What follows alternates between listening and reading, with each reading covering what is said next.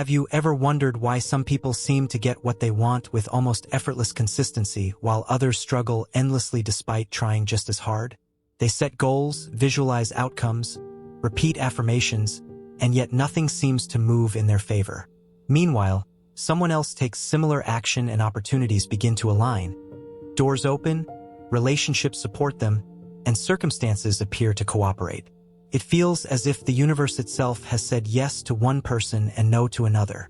According to Jungian psychology, the answer may not lie in external reality at all. It may lie in the internal alignment between conscious intention and unconscious structure. Jung believed that the psyche is not unified by default. What you consciously desire and what your unconscious expects are often in direct conflict. When you state a goal consciously, such as success, connection, or recognition, there may be unconscious complexes that associate those outcomes with danger, rejection, guilt, or loss. In this case, every step forward activates resistance. You may procrastinate, hesitate, or subtly undermine your own progress. Not because you lack discipline, but because part of you perceives the desired outcome as a threat. The unconscious is not logical. It is protective. It organizes behavior around emotional memory.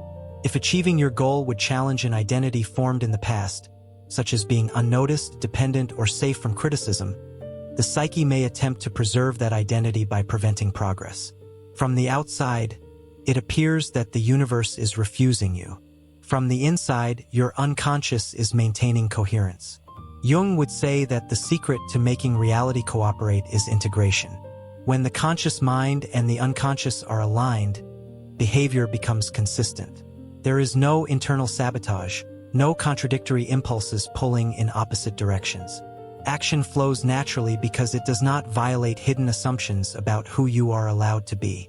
This alignment often requires confronting shadow material. The shadow contains traits, desires, and potentials that were rejected or suppressed. It may include ambition, assertiveness, creativity, or the willingness to be seen. If these traits were discouraged early in life, they may become associated with shame or danger. Pursuing a goal that requires them activates discomfort. The psyche responds by generating doubt, fatigue, distraction, or fear. The opportunity may be present, but you do not take it. The invitation may appear, but you do not respond. Reality seems uncooperative, but it is your own structure that is out of alignment. Integration changes this dynamic. When you acknowledge and accept disowned aspects of yourself, the emotional charge around them decreases. You become able to express ambition without guilt, to pursue visibility without fear, to act without constant hesitation. As this internal resistance diminishes, your behavior becomes coherent. You follow through. You communicate clearly. You recognize and engage with opportunities rather than withdrawing from them. From an external perspective, it appears that circumstances are aligning in your favor. In psychological terms, your perception and action are no longer filtered through avoidance. Jung emphasized that projection also plays a role. When you expect rejection, you may interpret neutral responses as negative. When you expect support, you may notice possibilities that were previously invisible. The unconscious shapes attention. Attention shapes action. Action shapes outcome. The secret that makes the universe say yes is not force or wishful thinking. It is the removal of internal contradiction. When what you want consciously is supported unconsciously, movement becomes possible. Effort becomes effective. Repetition becomes progress rather than frustration. The world responds differently because you are interacting with it differently. You speak with confidence instead of apology. You set boundaries instead of over-accommodating. You accept success instead of minimizing it. The same environment begins to produce new results because your internal framework has shifted.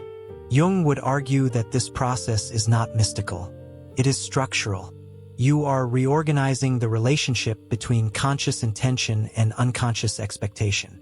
Each time you integrate shadow material, you reduce friction between desire and identity.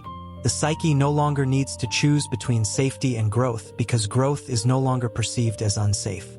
In that state, behavior stabilizes. You act consistently over time. And consistent action invites consistent response from reality. The universe appears to cooperate not because it has changed its rules, but because you have changed your participation. Opportunities that once felt inaccessible become available. Conversations that once felt intimidating become manageable.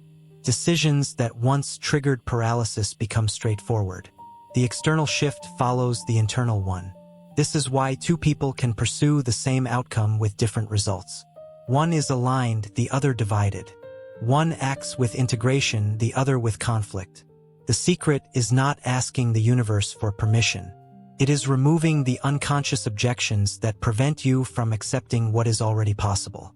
When conscious desire and unconscious expectation move in the same direction, the resistance that once blocked progress disappears. Reality reflects coherence. The answer changes because the question has changed, and the universe finally says yes.